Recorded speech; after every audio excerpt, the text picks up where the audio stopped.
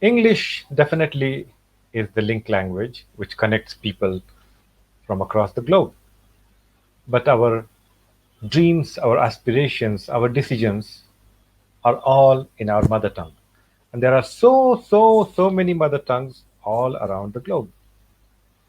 If you want to reach the people, if you want to connect to them, if you want to be part of their decision making, if you want your brand to be close to them, you have to reach to them in their own language. Fairy Dharawat is here to make a case for translating your content in local languages. Fairy is a co-host of Unplugged Tech. She's a content manager at Lifestyle Brand. She's an award-winning writer with long experience in writing and creating content. We are very happy to have Fairy with us today. Hello, hi. My name is Fairy Dharawat and I'm going to talk about content translation. First of all, thank you WordCamp India for giving me this opportunity to talk about a topic which is very close to my heart, content translation. If you know a little about me, I have been talking about content for some time. Today, I'm going to talk about content translation, which is slightly different because I would talk about marketing, trends, and everything related to content, but it would be always English. But this time, it's gonna be about regional languages. Before I start with my talk, I would like to say that I'm gonna keep this talk very short and simple with the really quick takeaway because I understand right now WordCamp India is online. Now, online makes it very difficult for me to actually see how engaged you are or whether you are finding this interesting or not, and which is very difficult for me as a speaker to gauge, which is why I really want you all to have questions so that when we meet on 13th or 14th, whenever it is, I am ready to answer your questions because this topic is very conversational. So we can have so many questions, we can have so many conversations in this topic. Along with that, there's a huge potential which needs to be explored. So again, I'm going to repeat that I'm going to keep this very short and simple because this is a huge topic and it requires in-depth research, which at this point we cannot really do that. But like I said, please get in touch with me and we can talk about content translation and how it can positively impact your business or any business. So, before a small thing, before I start again, content is huge. We are going to talk a little about what actually is content, which I do before every talk. So, while I cannot really see your expressions and how the talk is moving on, I would really request you all to please note down your questions again so that we can meet and have a really nice conversation. So, let's begin. Since this topic is about content translation, you must be thinking about the impact of regional languages in the business and everything. This talk itself is in English. Shouldn't this be in a regional language too? And that brings us to the other topic or other well-known knowledge that English is a global language. English is a business language. Everything happens in English because English is reason we have our bread and butter for most multi metropolitan city people and most multinationals. English is by default, which is why when we went digital or when we got a digital push, this was the default mode. Everything went into English, which means there's a huge demand, or let's say we have not even explored that part of demand. There is a huge chunk of population that speaks not English, but still is a huge audience, huge base of customer that is waiting for you to discover. Why we are not doing it? Well, the answer is more complex and won't be able to cover it here, but there's definitely something to think about. Regional languages, or languages that you and me know, our mother tongue, is where their lives connect. It's what really binds us. Language connects us. Regional language, the language that we are born to, helps us to connect at a deeper level. While English is our default language, how many people actually write in their mother tongue? Or yeah, speaking, definitely English has taken a more dominating role, but how many people even write? I do not. And I know many of my peers also do not. But that you may think is a hindrance or a challenge for people to even consider that should we have our business in regional language. I am here to tell you that yes, you need to consider regional languages for your business to prosper.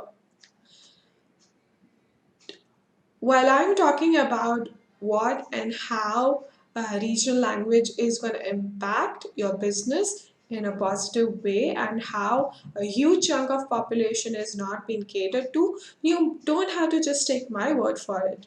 In 2017, KPMG did a research which said that the internet adoption is gonna be huge.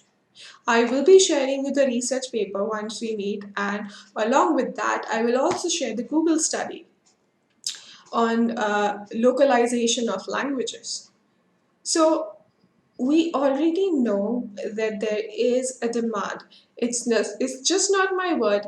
Research backed by solid data says that while internet adoption in remote areas is highest, we still haven't seen uh, the growth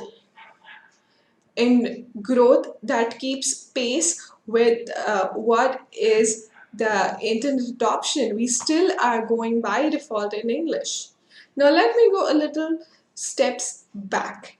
Let me go when I was a child and I was surrounded by communication everywhere. So, in the 90s, when digital boom was happening or was not happening, well, content was definitely not there, but then it gives me this opportunity again to define content. Yes, I'm going back and forth a little, so please bear with me. I'm going to give you a little bit about what is content, which is what I do all the time whenever I talk about the topic of content. What is actually content? Content is everything. Content is what we are doing right now. Content is this video. Content is you consuming this video, listening to me. Content is reading, watching, consuming information, and then coming out with data backed analysis. Content is a huge umbrella where everything that makes sales and brings conversation and connects is possible. Some people say that what is copywriting and content and whether it is together or worse. There are people who want someone to do content writing and copywriting together, but oh no, they are so different. Copywriting has that instant gratification feel, or may I say it's more about selling in very short term. It has buy now, sell now, do this at the moment with a very strong call to action or CTA. Content is more about giving instructions and guidelines and building a connect or building a conversation. While content is a very long term game, copywriting is very short term. I think this is one way in draw way to define what is content and what is copywriting to have so many people have a little bit of confusion regarding that. But my point is to define what is content. And as I said, content is everything. Content is what you read, which means your traditional medium as well. So, going back a little to the 90s when I was talking about my childhood, the pop culture reference or the traditional media, that is your television and a newspaper which used to be there used to be a lot of regional content, which means living and growing up in Mumbai, Maharashtra, we had a lot of content in Marathi, even Hindi. And while we used to travel in train, In summers, to go to our village, we used to have comics in Hindi and they were easily accessible. Is that true today? Sadly, I do not think so. This is merely around 20 or 25 years back when content in regional languages was readily available. People had a chance to consume it, people had a chance to use that knowledge and information. But right now, as we aggressively push towards digital medium, are we by default using regional languages? Traditional, modern. There is a way when you go from traditional to modern, but we have not really taken the regional language with us and we are going only the English way, which means we are dropping by or leaving behind a massive amount of information audience. Let me rephrase that. We are leaving behind a huge number of audience that may be speaking English but connect well into regional language, and we're not taking them together. A 2017 report, like I said, the KPMG has already said that the internet adoption rate in remote part of our country is gaining momentum. Now 2017 didn't didn't have the events take place that has taken place in 2021. I think you know what I'm talking about. Apart from the massive digital push that the government of India and the global government or everyone is pushing everyone to go digital, also a life altering event happened, that is COVID 19, which really pushed everyone to go digital, which meant that not many people had time to understand and make a decision based on analysis and study, which meant by default everything was in English, which again means that we are leaving behind a lot of population that are not very well versed with English. This study was done in 2017, and at that point, the report already said that there is going to be aggressive adoption of internet. And if you, while the study is not made right now at this in 2020 because of COVID, and 2021 because it's uh, early part of the year, it's only Feb. Uh, the numbers have increased tremendously. Digital is the way. And if we are just going to use English as a default language, we are missing out on a lot of things. While we are going paperless, while we are adopting English, we are also not letting the conversation, the communication, the instruction, the guidelines that should be available to population that is not really millennial, that is like a older generation who knows English, working English, and another mother tongue or the regional language. When we're not talking to them in that language, we are missing out. They're not more likely to convert. Let me give you an example, a very vibrant example of uh, a brand using Hindi to really attract, while making this very valuable for a millennial, which is Chumba. Now, it's a very quirky brand that gives you nice little handbags and everything, but the way they have made English or Hindi very popular and cool and quirky is very noteworthy. While this is about the brand and how they can adopt using regional language or even national language to their advantage, content, which is more about long form writing and instructions and guidelines, in when you make it in regional language, you connect better, you build empathy, you tell your audience that you care. Similarly, when I was talking about the older generation, when you give them instructions and guidelines in the language they are more comfortable in, you get their confidence, which is very important. I do not think I can uh, hammer this point anymore that at a time when competition is at its peak, clutter is everywhere, and standing uh, apart from your competition is very difficult. When you adopt regional language in your communication strategy, you are really showing that you care. And I think it is one of the best ways uh, to tell your customer, your potential customer, that you are there for them. It's the small things that matter, and regional language, adopting your communication in what the audience speaks is definitely one of them. So while I keep talking about that, please go on and translate your content, which means your instructions, guidelines, pamphlets, brochures, everything, your website. How are you supposed to do that? If you remember what I really said earlier, or did I mention it or not? Okay, let me tell you what is one of the best ways to translate your content. There are many online tools that is going to help you translate your content. Most popular is, of course, Google Translate.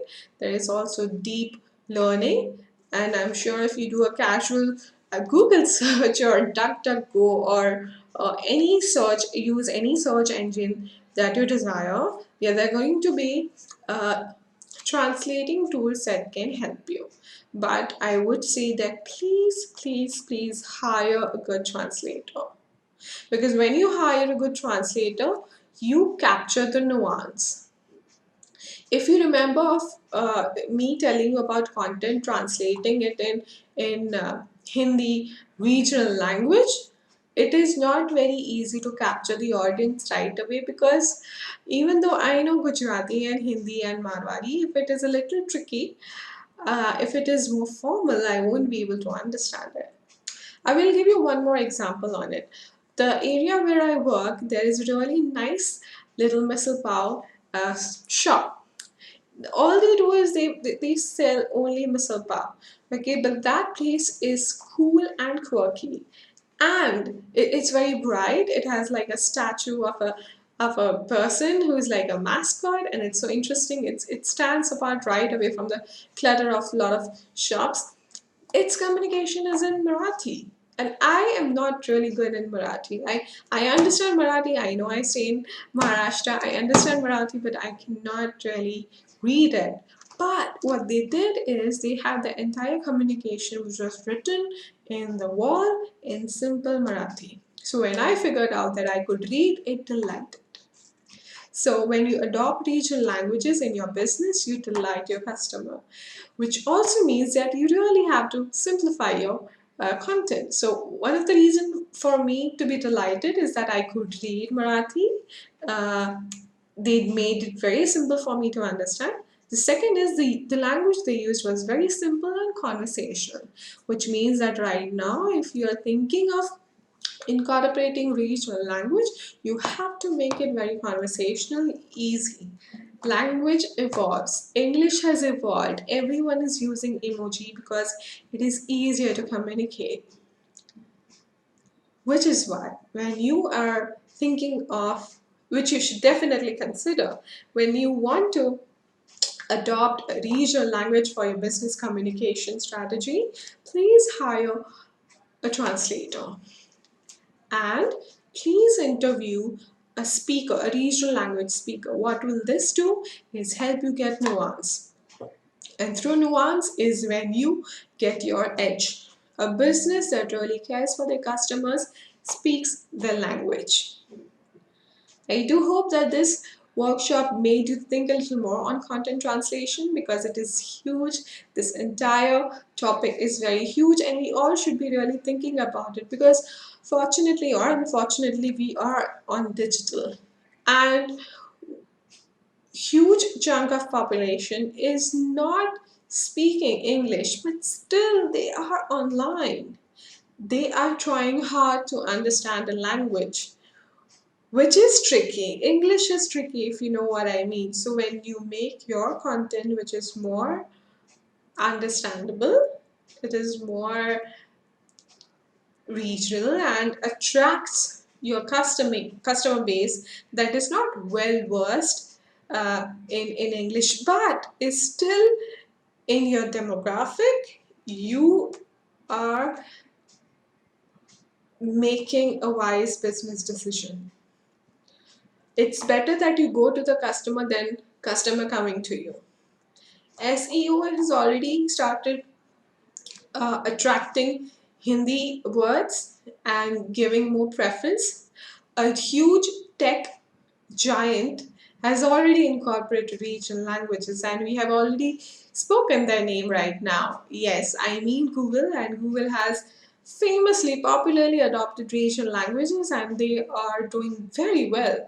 So if you need more examples, I do hope that you get in touch with me in the Q&A and we can definitely hold a conversation regarding how content translation can happen, how successfully you can adopt a new language in your business strategy, because let's face it, when you speak your customer's language, they're not going to leave you. They're going to come back, they're going to be loyal, and they're going to bring more customers for you. You have to speak the language, and it is as simple and difficult as that, because while it might be a little expensive at the start, but believe me, it is an investment, because content is an investment which is going to give you dividend in the long term. So I hope you find this talk fascinating, because I definitely love this topic of content translation, and I hope to see you all again when I meet you on 13th and 14th. So thank you so much for tuning in, and I hope you had as much fun as I did. Thank you.